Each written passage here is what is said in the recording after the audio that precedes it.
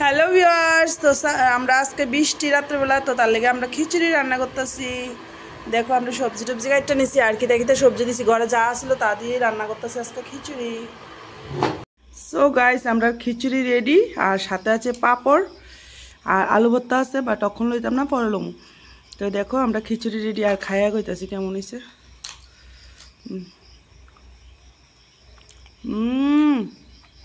খুব স্বাদ।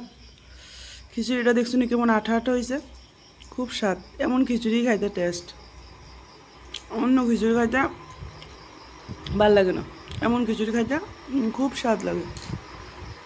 কেমন লাগতেছে খিচুড়ি? খুব স্বাদ হয়েছে। পাঁপড়টা একটা কামড় দিয়ে দিই।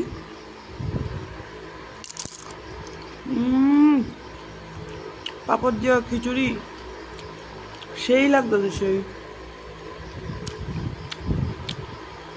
খিচুড়ি বর্ষার দিনই ভাল লাগে, বৃষ্টি বৃষ্টি হয়েছে, তারপরে খিচুড়ি বানিয়ে খাও গরম গরম পাঁপড় ভাজি দিয়া,